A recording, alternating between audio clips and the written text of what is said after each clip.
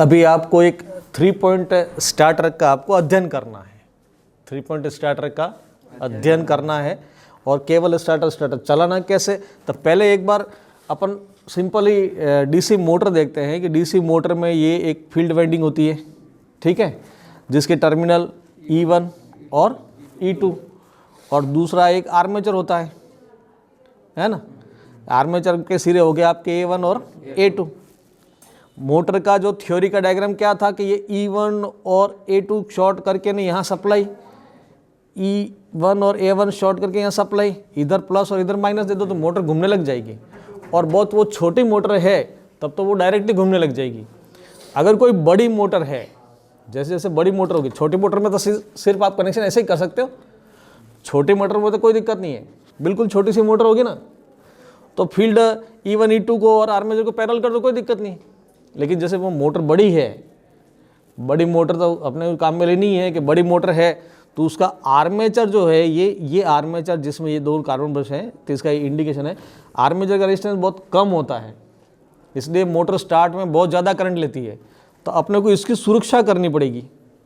इसके लिए क्या है कि एक्स्ट्रा रेजिस्टेंस लगाने पड़ते हैं। अब वो एक्स्ट्रा रेजिस्टेंस के लिए आपको स्टार्टर चाहिए, तो ये सीधे शॉर्ट ना करके ये यहाँ से अपन हटा लेते हैं।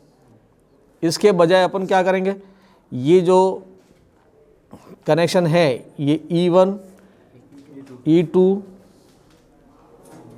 और A1 और A2, अब E2 और A2 को शॉर्ट करके ये नेगेटिव तो सीधा दे दो, कोई दिक्कत नहीं।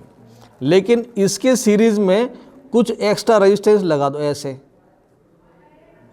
ऐसे एक्स्ट्रा रेजिस्टेंस लगा दिए, ठीक है। ये व्यवस्था आप स्टार्टर में करते हैं। अब ये स्टार्टर में जो व्यवस्था है ये कैसी होती है, 3 पॉइंट स्टार्टर का सर्किट डायग्राम आपने देखा। ये 3 पॉइंट स्टार्टर, ठीक है, ये 3 पॉइंट स्टार्टर का किसी भी किताब में देख लेना, कोई भी पब्लिशर की हो। ये जो रेजिस्टेंस से दे के रखे हैं ये वाले, ये कहाँ जोड़े हैं इसने, सीधे के सीधे ये आर्मेचर के सीरीज में, यहाँ से ये निकाल के आर्मेचर के टर्मिनल पे दिया है, ठीक है। ये एक्स्ट्रा रेजिस्टेंस है वो आर्मेचर का टर्मिनल होता है। अब ये एक्स्ट्रा रेजिस्टेंस यहाँ से निकाल के ये आर्मेचर में, तो इसमें एक टर्मिनल का नाम दे दिया A, इसको जोड़ना है आर्मेचर से। अब ये एक्स्ट्रा रेजिस्टेंस होते कैसे हैं, ये वाले आ गए, ये एक्स्ट्रा रेजिस्टेंस यहाँ पर ये रेजिस्टेंस है, ये यूरिका वायर का बनाया जाता है। अब इसमें ये टैपिंग दे दी है, अलग अलग ये टैपिंग है, मतलब एक टुकड़ा यहाँ पर ये 1 2 3 4 हैं अलग अलग, इन सब में टैपिंग एक दूसरे को जो जॉइंट किया है सब सीरीज में है, ये सारे सब सीरीज में है।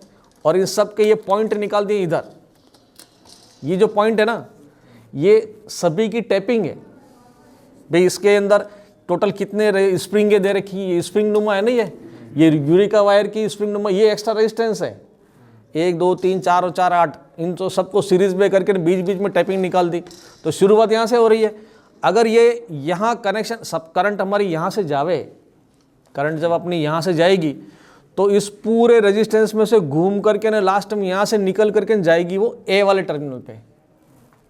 तो अब आपको ये देखना है कि इसका जो लास्ट वाला सिरा है, इस रेजिस्टेंस का लास्ट सिरा वो यहाँ A पे जुड़ा हुआ है, ये देखना है आपको। देख लो पहले अच्छी तरह, तो ये A से जुड़ा हुआ है ये, है ना। तो एक्स्ट्रा रेजिस्टेंस जो भी है वो आर्मेचर के सीरीज में, तो A को अपन जोड़ेंगे आर्मेचर से, ठीक है। जब मोटर जोड़ेंगे उस समय A को आर्मेचर, तो ये स्टार्टर का A वाला पॉइंट आ गया, A वाला पॉइंट रेजिस्टेंस से होकर के आता है, तो ये रेजिस्टेंस से होकर के फिर A वाला पॉइंट आ गया, ठीक है। ये कनेक्शन समझ में आ गया आपके, ये वाला समझ में आ गया। ये सिरा सीधा का सीधा जाएगा, ये A पे जाएगा, ये A टर्मिनल ये हो गया ना आपको, ये मैंने गाढ़ा कर दिया, मतलब एक्स्ट्रा रेजिस्टेंस वाला सीधा सीधा A पे जाएगा, ठीक है। अब फिर यहाँ फर्स्ट वाले पॉइंट से सीधा निकाल करके ना एनवीसी कॉइल, और एनवीसी कॉइल से निकल करके ना फिर F में जाता है, फील्ड में। अब फील्ड को जो सप्लाई देते हैं ये E1 वाला सप्लाई अपनी यहीं से जा रही है, लेकिन बीच में एनवीसी कॉइल है, एनवीसी कॉइल के थ्रू हो करके फिर जाती है सप्लाई। सर्किट डायग्राम ऐसा चित्र ऐसा है, ये मैंने रफ बनाया, ये सर्किट डायग्राम इस प्रकार से बनता है और प्रैक्टिकली ये ऐसा है। तो ये फर्स्ट वाले टर्मिनल से, देखो आप फर्स्ट वाले टर्मिनल से जोड़ रखा है ये फर्स्ट वाले टर्मिनल से सीधी यहाँ से सीधी सप्लाई जाती है, वो कॉइल में जाती है। ये है आपकी एनवीसी कॉइल या होल्डिंग कॉइल। इसका काम क्या है कि जैसे ही आप मोटर को चलाओगे, ऐसे करते करते आप शुरू में स्टार्ट में यहाँ जैसे आपने लगाया, उसके बाद फिर यहाँ लगाया, फिर ऐसे करते करते आप लास्ट में यहाँ तक ले जाओगे। उसके बाद फिर मोटर रनिंग अवस्था में आ जाएगी। जब मोटर रनिंग अवस्था में होगी उस समय इसमें मैग्नेट बना रहेगा, तो ये चिपका हुआ रहेगा।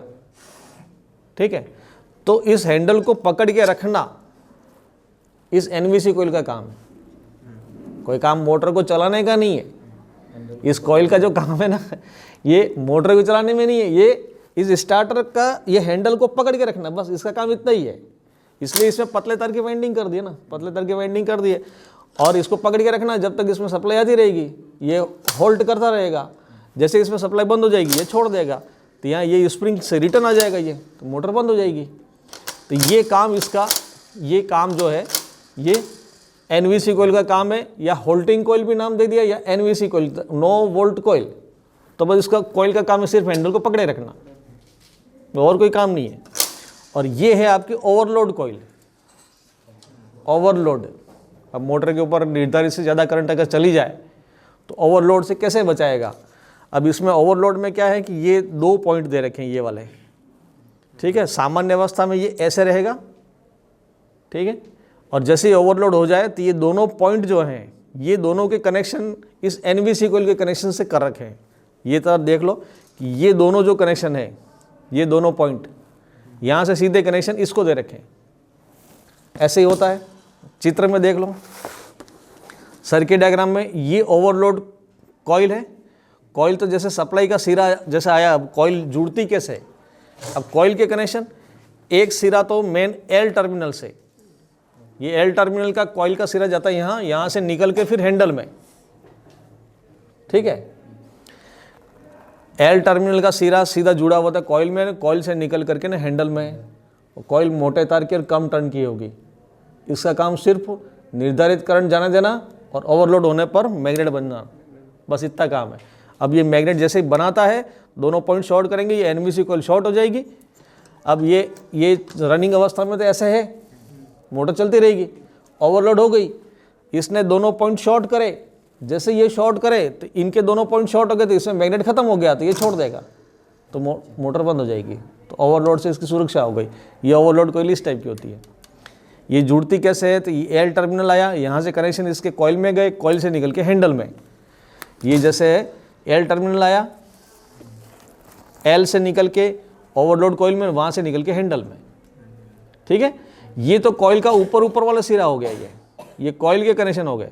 अब कॉइल के साथ एक लीवर है, ये लीवर बोल दिया ये वाला, ये कॉइल का जो लीवर हो गया, ओवरलोड होने पर ये मैग्नेट बनेगा तो ऐसे चिपकेगा, ये लीवर है ना।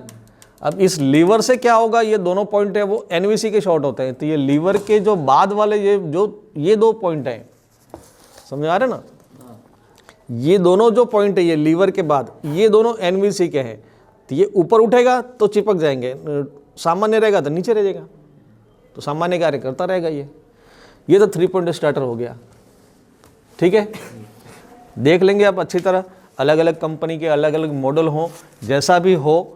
अभी जैसे आपके पास में ये है, एक दूसरी कंपनी का होगा, तो भी थ्योरी सबकी सेम है, थ्योरी सबकी समान है। किसी में रेजिस्टेंस ऐसे स्प्रिंग वाले होंगे, किसी में अलग टाइप का होगा, तो ये छोटा मोटा चेंज आ सकता है। हैंडल ये इसी टाइप का रहेगा, किसी में ये 1 2 3 4 5 6 पॉइंट दे रखे, किसी में 8 पॉइंट होंगे। ये टैपिंग से अलग अलग रेजिस्टेंस की टैपिंग है, किसी में 8 टैपिंग होगी, किसी में 6 होगी। तो ये सब में अलग अलग हो सकता है, कंपनी का अंतर हो सकता है, कॉइल छोटी बड़ी हो सकती है, लेकिन बेसिक थ्योरी सबकी वही रहेगी। सप्लाई का ए टर्मिनल आया है, ये इस रेजिस्टेंस से लास्ट वाले पॉइंट से ए जुड़ता है, फर्स्ट वाले से टैपिंग है अलग अलग, और एल टर्मिनल से ओवरलोड कॉइल में, ओवरलोड से हैंडल में। बस ये हो गया, यहाँ से यहाँ तक कंटिन्यूटी हो गई। देख लो, इससे कोई वायर खुला हो, टूट गया हो तो आप मल्टीमीटर से चेक कर सकते हैं। तो ये इसकी और इसकी कंटिन्यूटी देखेंगे, हैंडल की और इसकी। अगर कंटिन्यूटी नहीं आ रही है, इसका मतलब समझ आना कि ओवरलोड कॉइल में कहीं से ब्रेक हो गया या लूज हो गया, कि तार निकल गया, है ना। और इन सब की टैपिंगों का चेक कर लेना। हो सकता है एक आध कोई टैपिंग निकल गई हो, नट बोल्ट खुल गया हो, तो ये आप चेक कर लेना। तो ये आइडिया लग जाएगा। टेस्टिंग ऐसे करना है, कंटिन्यूटी देख लेना इसकी क्या आ रही है कि नहीं आ रही है। फिर फर्स्ट से यहाँ सप्लाई आ रही है कि नहीं, एनवीसी कोइल से निकल करके यहाँ कंटिन्यूटी आ रही है कि नहीं आ रही है, तो वो एफ टर्मिनल से देखेंगे एनवीसी कोइल। अगर फर्स्ट और ये एफ में नहीं आ रही कंटिन्यूटी, इसका मतलब एनवीसी कोइल ब्रेक है ना। तो ये टेस्टिंग आपको कर लेनी है। एल, ए और एफ इनका अच्छी तरह अध्ययन कर लेना। तो ये अध्ययन हो गया, फिर आगे कनेक्शन करना है, मोटर के साथ कनेक्शन करके उसको चलाना है और घूमने की दिशा बदलना है, ये काम करना है। 3 पॉइंट स्टार्टर से मोटर को चलाना और घूमने की दिशा बदलना, डायरेक्शन ऑफ रोटेशन वो चेंज करके देखना है आपको।